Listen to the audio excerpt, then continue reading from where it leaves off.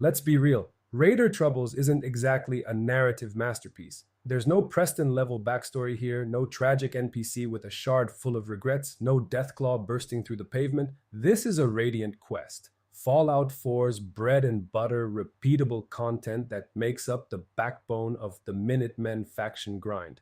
The story is simple. Settlers are getting harassed by raiders. Settlers want you to fix it, you fix it, but knowing how it actually works and where it likes to bug out will save you a lot of frustration. By listening to Radio Freedom or talking to Preston Garvey or a settler, you'll discover a gang of raiders has threatened the well-being of a settlement. Travel to the location specified, kill the raider leader, typically toward the back of the hideout. Killing all of the raiders is not actually necessary. You don't need to clear the entire camp. Find the marked leader, put them down, and you're done. Clearing everything is just good loot practice. Most settlements have preferred raider locations they'll send you to until those locations are cleared for the first time. After that, the targeting becomes more varied. Here are the most common pairings. 10 Pines Bluff will usually send you after Jared at the Corvega assembly plant. Oberlin Station will usually send you after Clutch at Backstreet Apparel. If Pull the Plug is completed and Starlight Drive-In is claimed, they will usually send you after Sully Mathis at Thicket Excavations. After Returning the Favor is completed, Abernathy Farm may send you after Walter, Whiplash, Bear, and Tweez at Walden Pond. Corvega Assembly Plant is the most common early destination, and it's a proper dungeon. Multiple floors, a lot of raiders, and a named boss. It's worth clearing in full at least once because the loot is solid and it unlocks the location for other quests. After the first clear, 10 pins will start pointing you elsewhere.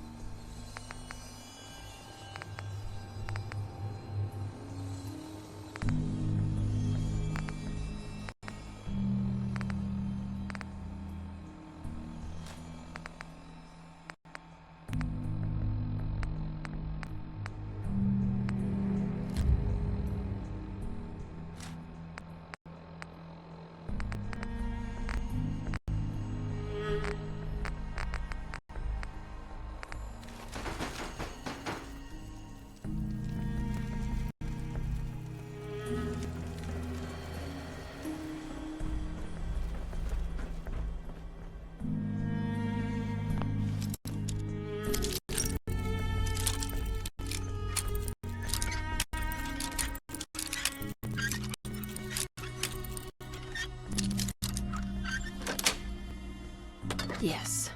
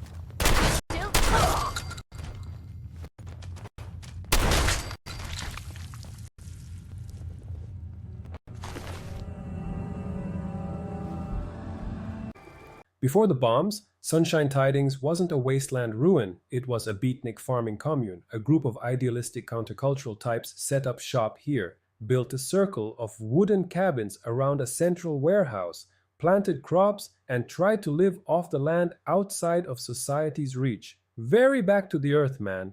Their philosophy extended to robots. They believed Mr. Handys were essentially enslaved beings, property of the corporate machine, and took it upon themselves to do something about it. Specifically, two Commune members named Jack and Johnny stole a Mr. Handy from a family in the Nadaville suburbs. The feral ghouls occupying the site are low-level and manageable, a handful spread between the mess hall and the surrounding cabins. Standard early game fare, nothing that should give you serious trouble by the time you reach this area.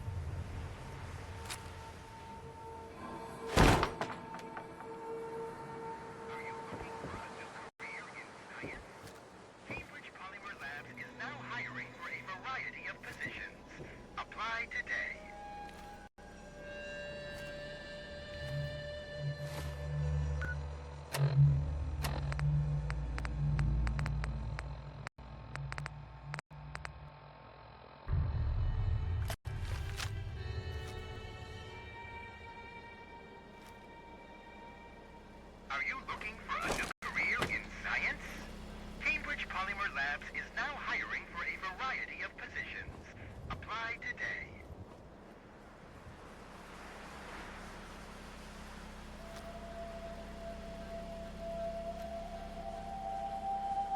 Cambridge Polymer Labs, the global leader in the exciting field of commercial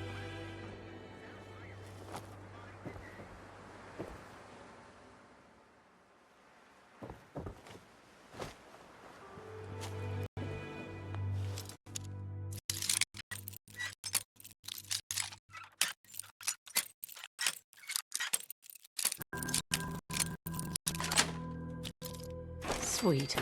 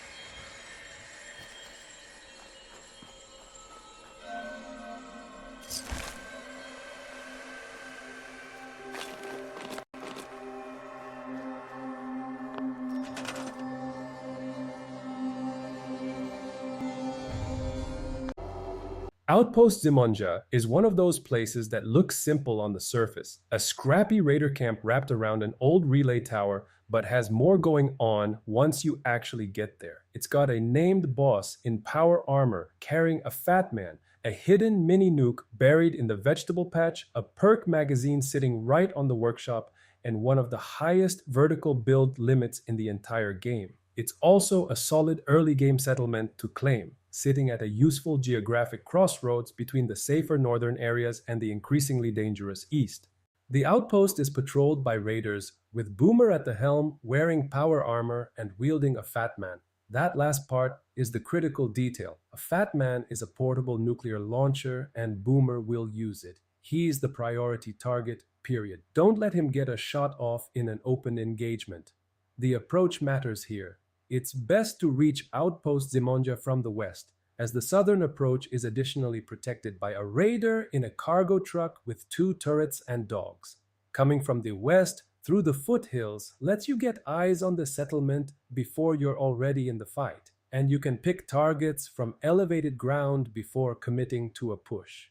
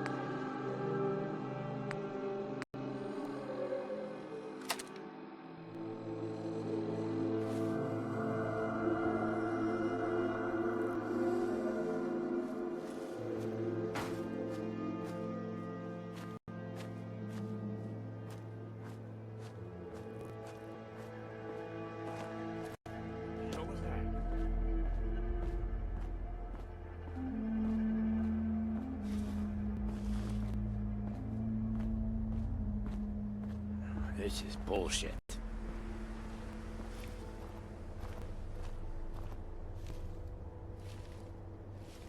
What the fuck was that? Peekaboo!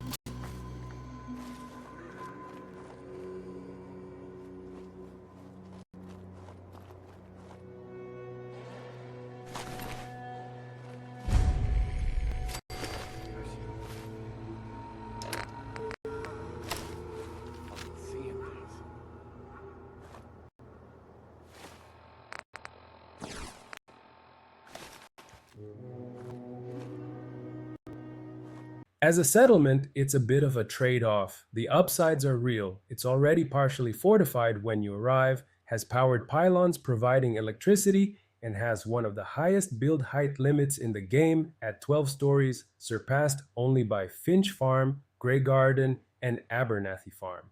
If you want to build tall, this is one of your best options in the game.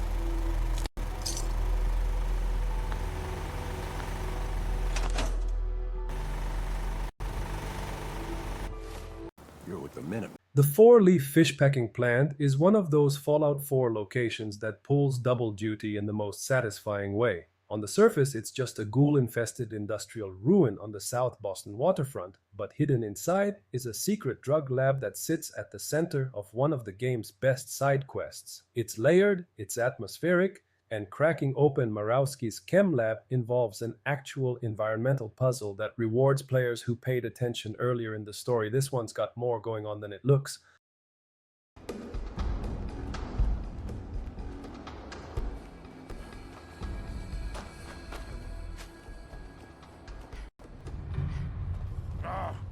Wanted to fight.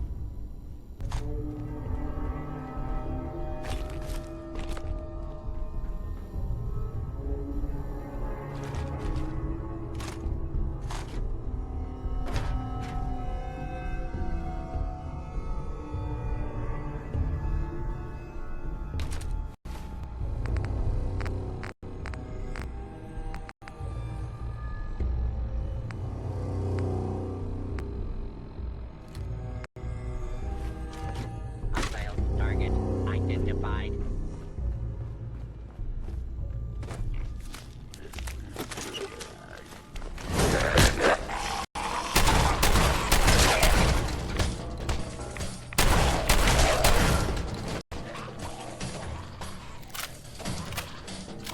Situation normal. Law and order has been restored.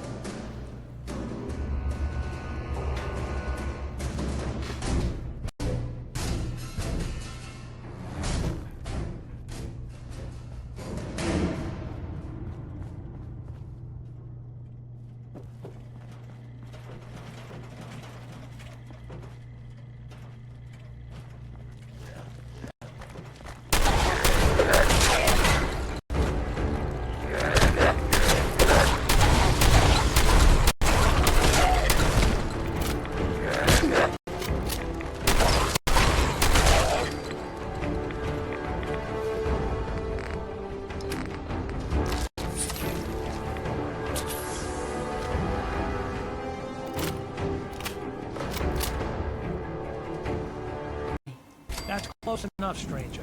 We're a peaceful farm. We don't want any trouble. Neither do I. Just passing through. If you say so, but be warned, we're armed here, so don't try anything. Let me tell you, farming ain't easy. Out in the field all day, every day, and every minute of it spent watching your back.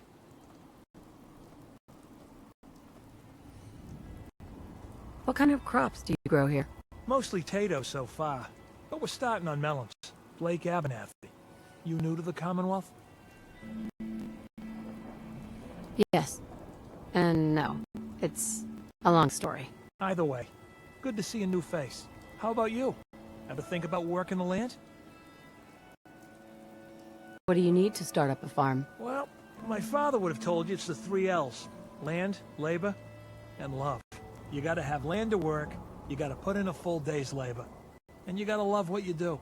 Anyone who doesn't ain't gonna last long. Word of advice though, if you do start up a farm, be ready to deal with the raiders. Why do all the hard work when you can just take what you want at gunpoint?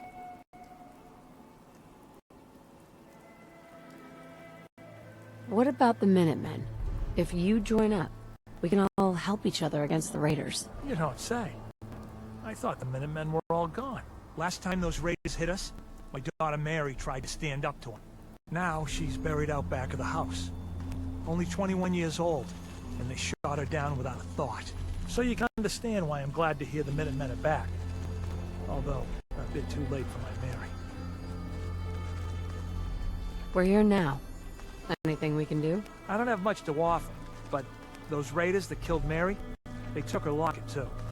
It's been in Connie's family for generations. If you could get it back, it'd mean a lot to us. Do you know where they're coming from? Yeah, pretty sure I do. One of them mentioned Olivia while they were here. My guess is they're holed up in that old USAF station.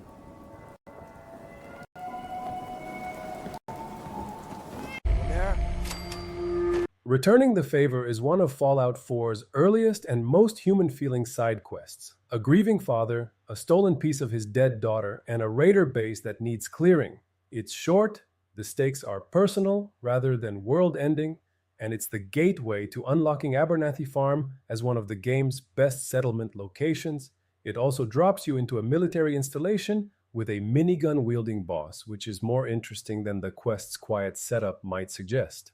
The giant satellite dish is visible on the horizon from behind the Museum of Freedom at the outskirts of Concord.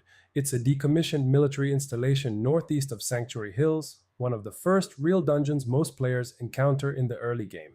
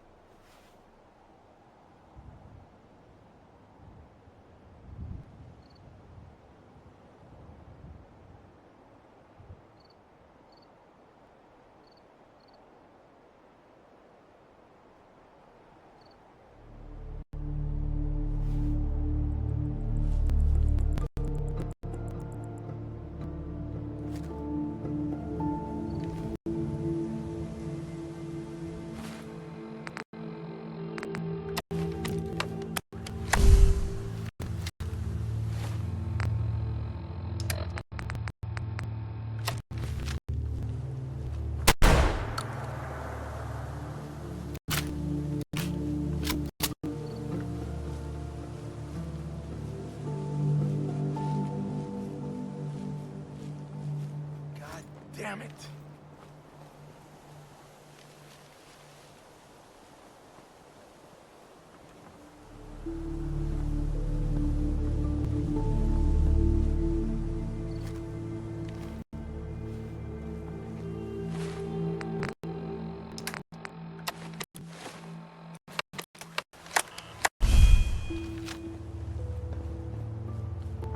What the hell was that?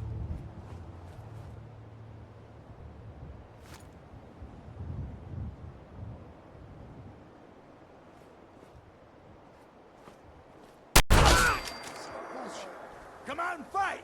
This is bullshit.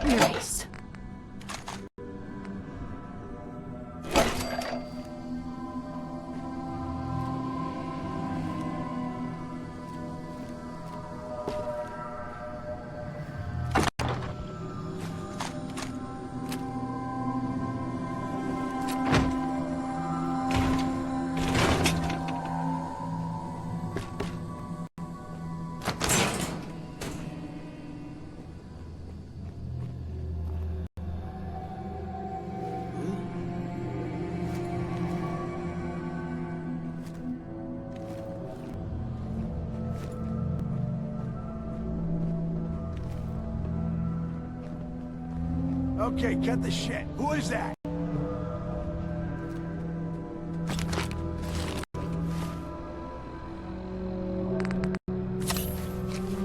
You're getting paranoid. There ain't nothing here.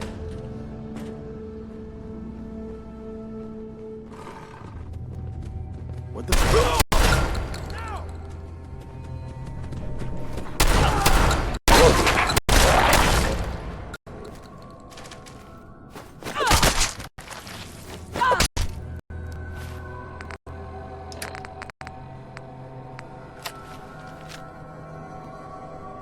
Nothing. At least it sure as hell looks that way.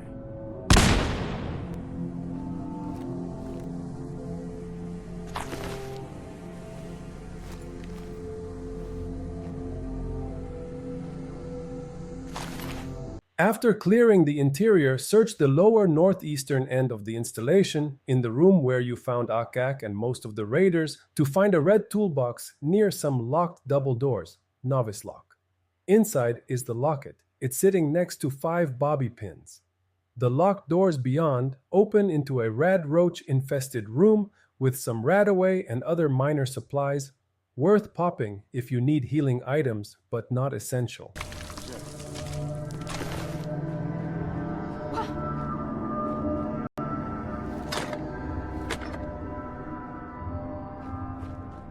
I swear I must be going crazy.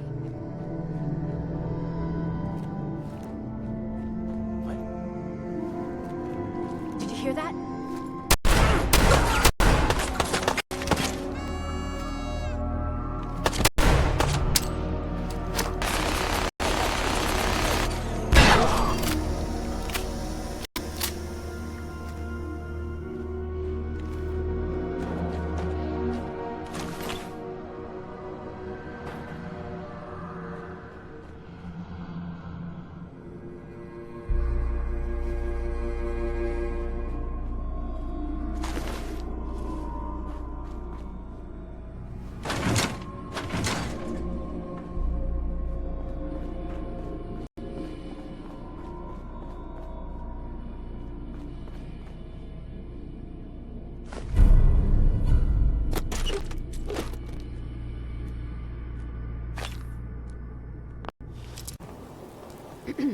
Did the Minutemen send you? Yes, I'm here to help. What's going on? There's a group of raiders that won't leave us alone. Stealing our food and supplies, threatening us if we can't give them what they want. We know where they're coming from, but we can't stand up to them ourselves. Don't worry. I'll take care of those raiders for you. I hope so. We didn't know what to do.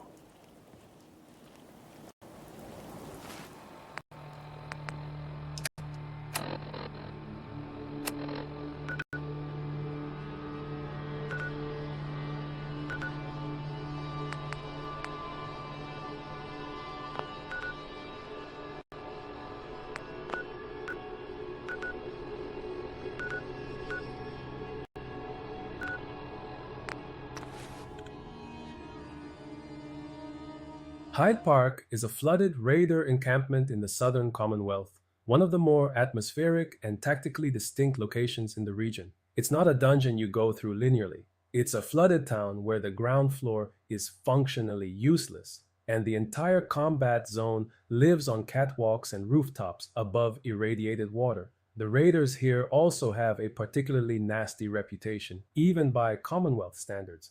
And there's backstory baked into this location that most players never read, a shadow war between gunners and raiders playing out entirely off screen.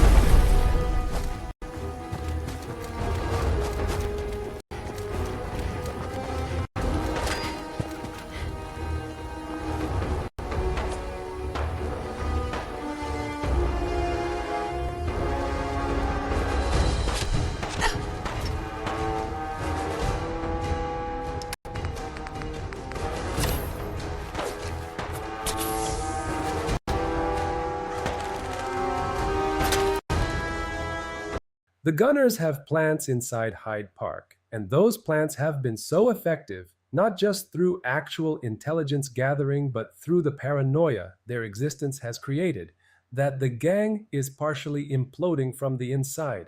Scutter's people are hunting each other for suspected gunner ties, while the real spies keep feeding information up the chain. Captain Wes, whoever he is playing a longer game and doesn't want the location cleared yet. Hyde Park is being used as a staging point for gunner intelligence operations. You walk in, kill everyone, and never know any of this happened.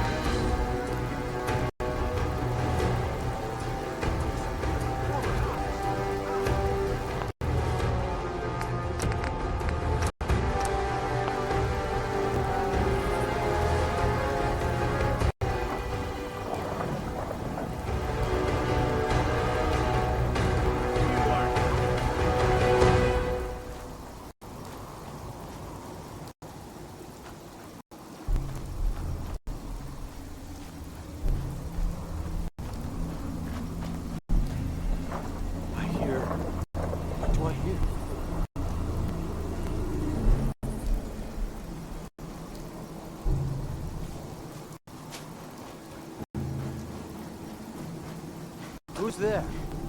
Come and embrace Adam's glory. Just illusions. No doubt put in my head by the faithless.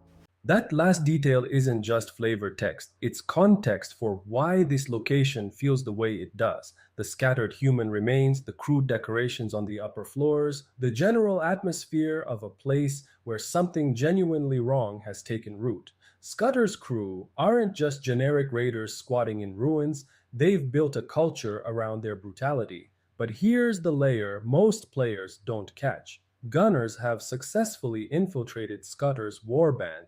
In addition to providing valuable intel, the mere rumor of infiltration has led to a witch hunt among the raiders, effectively neutralizing them as long as they're busy trying to catch the spies. However, Captain Wes has put any permanent removal of the raiders on hold.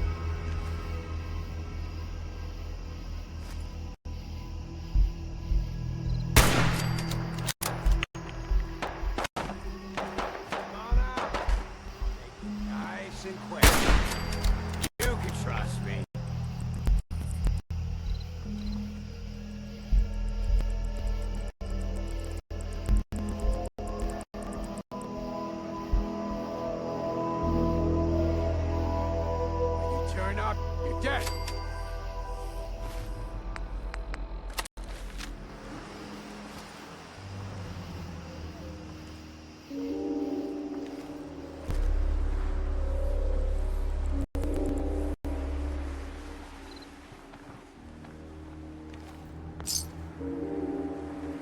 Show your face!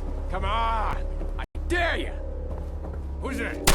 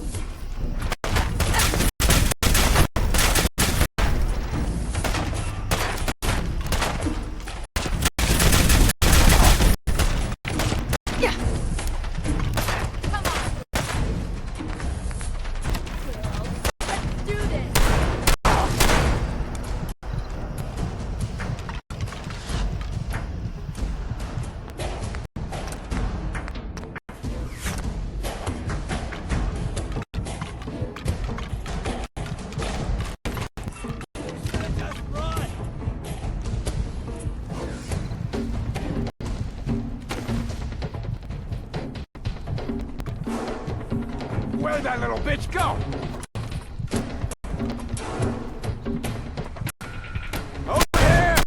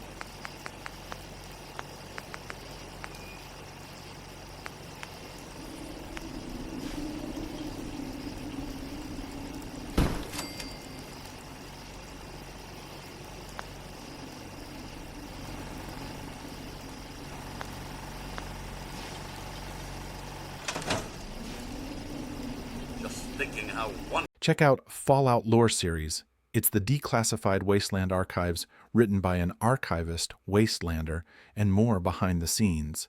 Link in the description of this video.